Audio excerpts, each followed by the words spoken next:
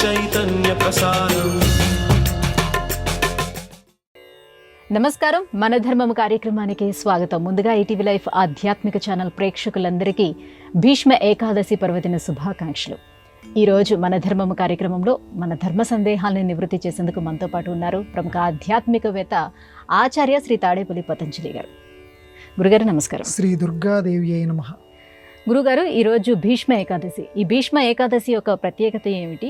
ఈ రోజున ఏ స్తోత్రాన్ని పఠిస్తే మంచిది? అలాగే ఈ పర్వదినానికి భీష్మ ఏకాదశిని నామం ఎలా వచ్చింది? మన ఈటీవీ ప్రేక్షక శ్రోతలందరికీ కూడా మరోమారు భీష్మ ఏకాదశి శుభాకాంక్షలు. ఎందుకంటే మహానుభావుల యొక్క పేర్లు తలుచుకుంటే మానవులమైనటువంటి మనం ఏదైనా పాప కృత్యాలు చేస్తుంటే వాటిలో కొంచెం భాగమైన తొలగిపోయేటువంటి అవకాశం ఉంది.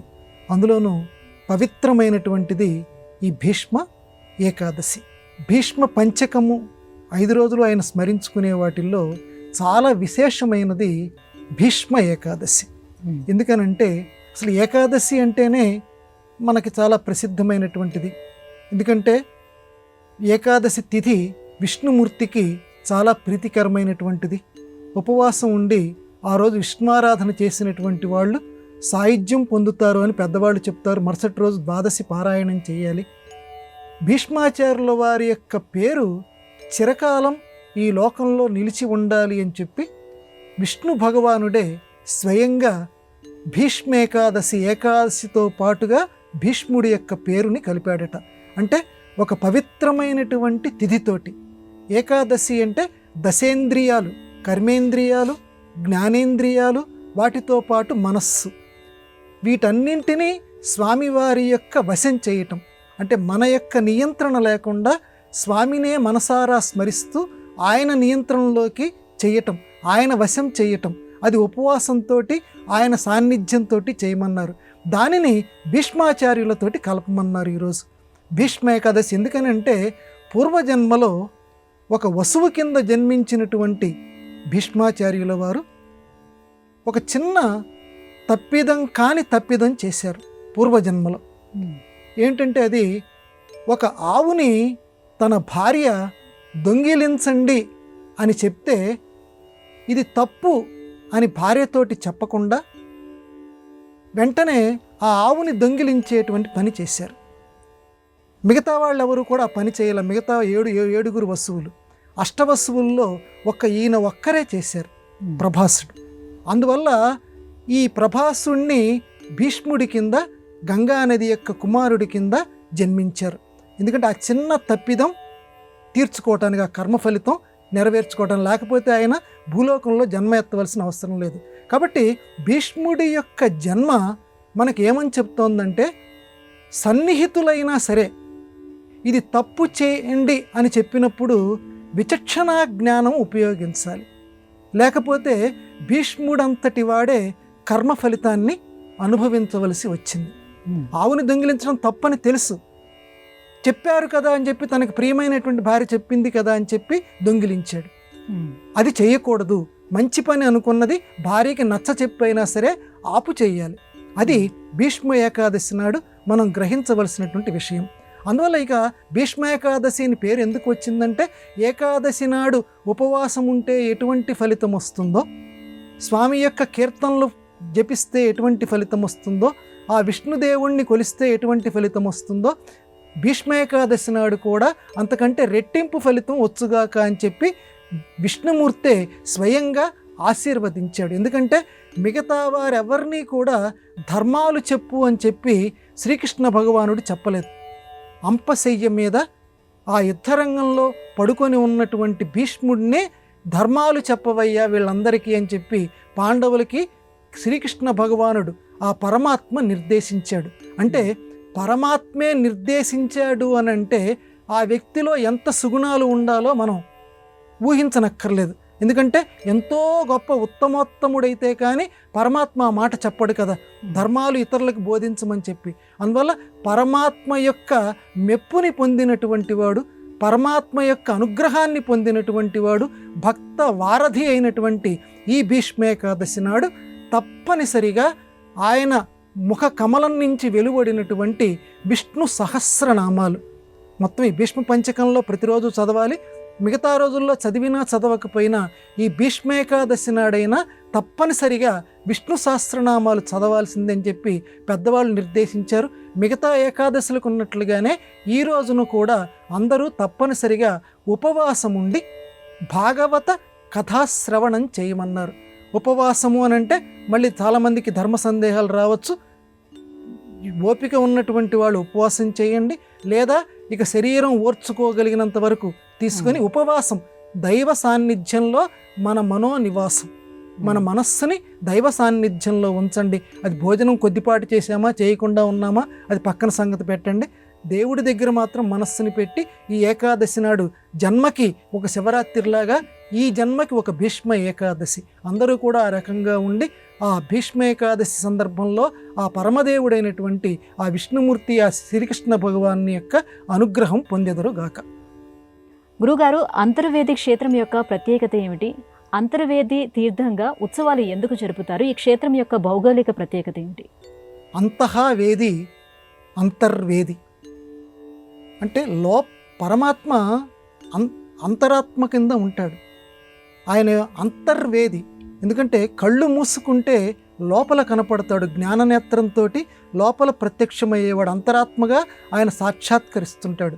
కాబట్టి అంతర్వేదిత్వం కలిగినటువంటి స్వామి పేరు మీదుగా ఏర్పడినటువంటి గొప్ప ప్రదేశం అంతర్వేది.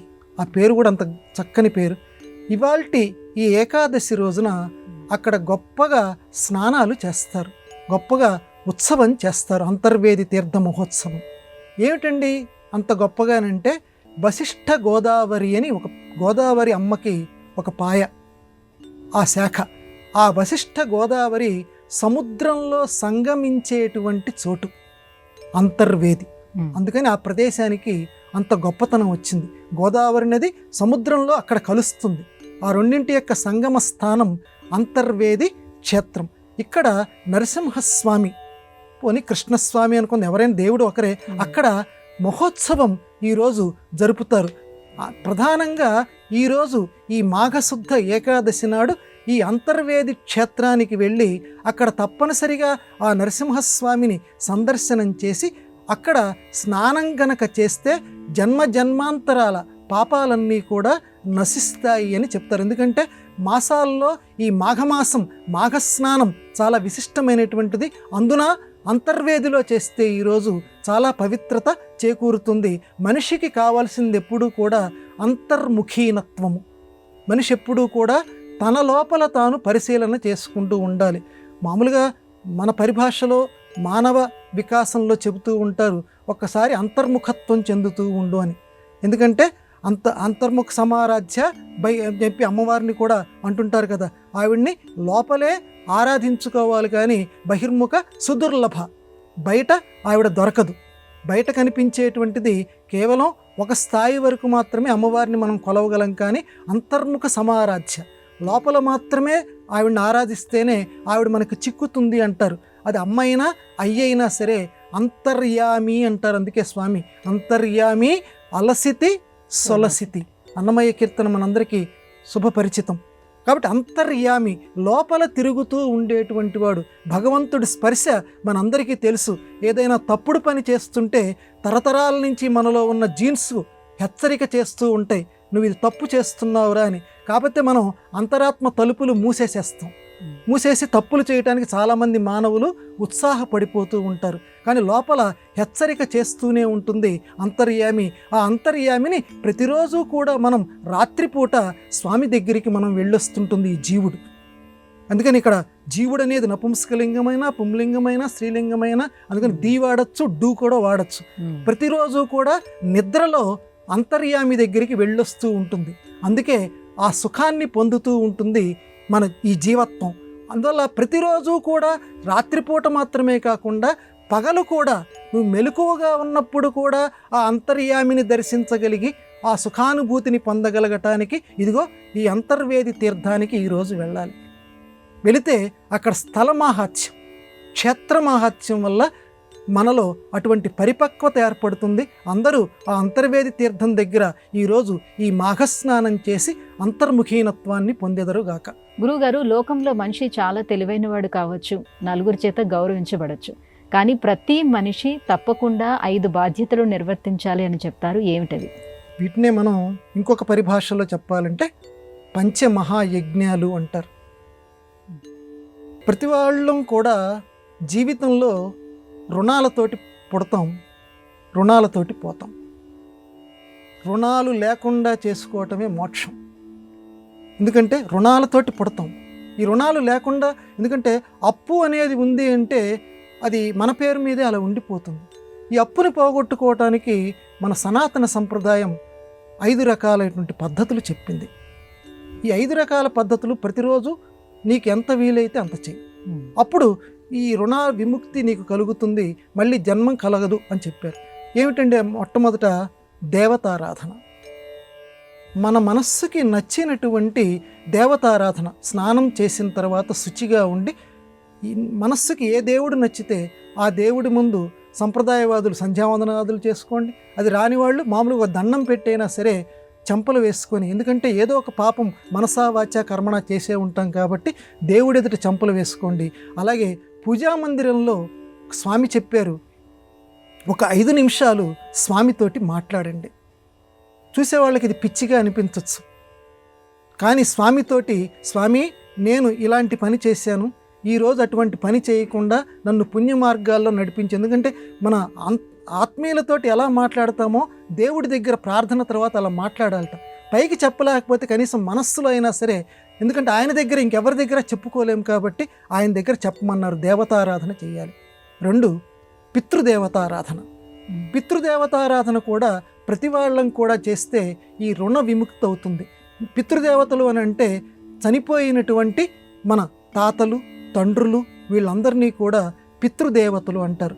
ఆ పితృదేవతలందరినీ కూడా మనం సంస్మరించుకోవాలట ప్రతిరోజు కూడా.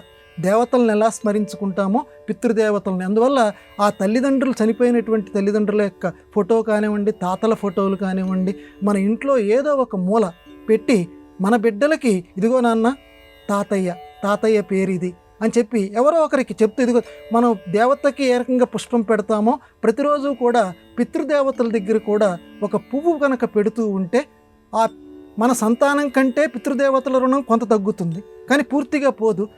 పితృదేవతల రుణం తగ్గాలి అని అంటే ప్రతిరోజు కూడా వారికి ఆ పువ్వులతోటి మనం నమస్కారం చేయమన్నారు. పూలేమీ దొరక్కపోయినా నమస్కార పువ్వులతోటి, నమస్కారాంజలి అంటారు కదా, అది చేయమన్నారు. ఇక తర్వాత అతిథులు. ఇంటికి వచ్చినటువంటి అతిథులు ఎవరైతే ఉన్నారో ఆ అతిథి పూజ కూడా చేయమన్నారు. అతిథి పూజ గనక చేస్తే మన రుణాల్లో కొంత రుణం తగ్గిపోతుందట. ఈ జన్మలో చేసుకున్నటువంటిది లేదా పూర్వజన్మ కర్మానుసారంగా వచ్చేటువంటిది. అతిథులు అంటే ఇంటికి వచ్చినటువంటి వాళ్ళు, వీడు ఎందుకు వచ్చాడు రా బాబు, వీడికి చేయలేక చస్తున్నాను రా బాబు అని మనస్సులో ఏ మూల అనుకోకూడదట. పాపం రెట్టింపు అయిపోతుంది. మనకి ఏం తోస్తే అంత, మనం ఏం పచ్చడి వేసుకు తింటున్నాం ఏమీ లేదు, ఆ పచ్చడినే ఆ వచ్చినటువంటి అతిథికి పెట్టమన్నారు. పెడితే అది ఒక యజ్ఞం కింద చెప్పారు. ఆ యజ్ఞంగా మనకి చేస్తే కొంత రుణం మనకి అంటే ఇన్ని రకాల భాగాలతో ఉంది. తర్వాత భృత్యుల్ని ఆదరించమన్నారు. భృత్యులు అంటే సేవకులు. సేవకులు అని అంటే మన ఇళ్లల్లో పని మనుషులు కానివ్వండి, లేకపోతే పని మనుషులు కాకపోయినా పనులతోటి పాపం సరైనటువంటి తిండి లేక లోకంలో చాలామంది ఉంటారు. వచ్చినటువంటి జీతం సరిపోక అర్ధాకలితోటి ఉంటారు. వీళ్ళని కూడా అంటే సేవకులు పాపం మన దగ్గర పనిచేసేవాళ్లే కాదు, వేరే వాళ్ళ దగ్గర పనిచేసేవాళ్ళైనా సరే, మనకి ఉన్నంతలో ఒక 10 రూపాయల ఆదాయం వస్తే అందులో ఒక రూపాయి మనది కాదు, ఆ భావన రావాలి. ఎందుకంటే వెళ్ళేటప్పుడు ఏది పట్టుకెళ్ళమని ప్రతి వాళ్ళకి వేదాంతం తెలుసు, కానీ అది ఇవ్వటానికే మనస్సు ఒప్పదు.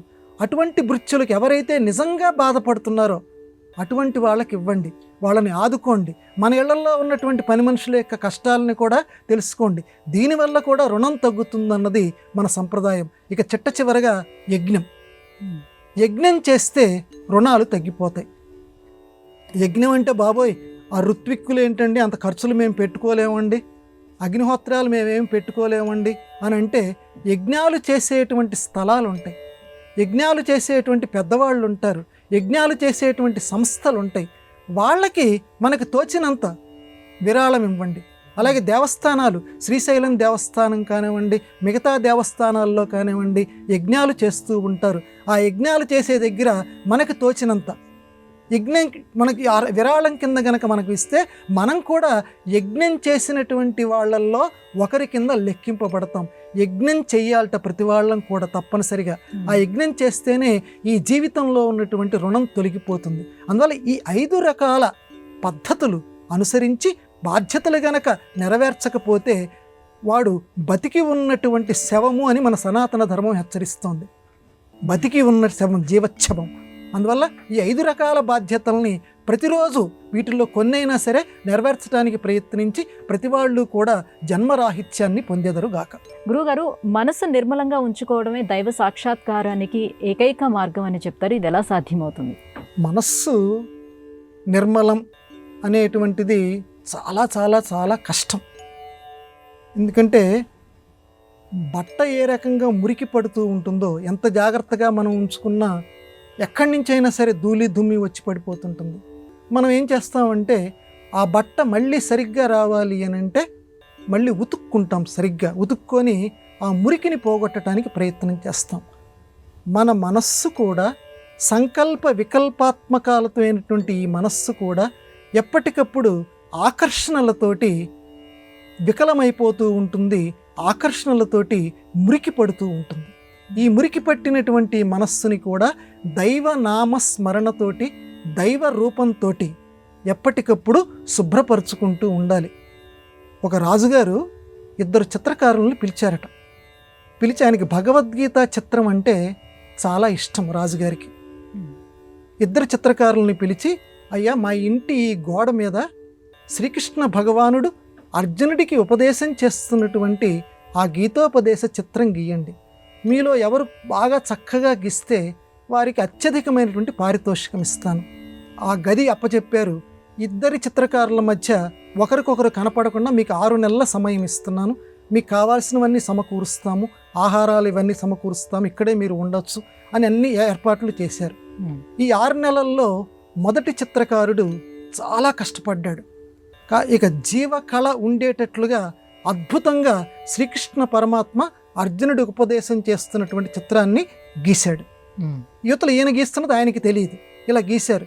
చివరి 6 నెలలు అయిన తర్వాత రాజుగారు న్యాయ నిర్ణేతల్ని పంపించి 2 చిత్రాల్లో ఏ చిత్రం బాగుందో చూడండి అన్నారు. న్యాయ నిర్ణేతలు మొదటి చిత్రం దగ్గరికి వచ్చారు. బ్రహ్మాండంగా అటువంటి చిత్రమే ఇంకొకటి లేదు, అంత అద్భుతంగా ఉంది.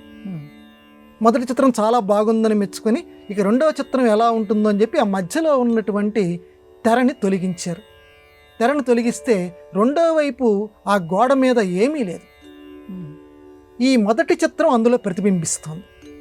2వ వైపు ఆయన ఏం చేశాడు? 6 నెలలు బొమ్మ ఏమీ గీయకుండా ఒక గాజు పెంకు తీసుకొని ఆ గోడని గీకాడు గీకాడు గీకాడు. ఎలా గీకాడంటే ఒక అద్దం లాగా గీకాడు.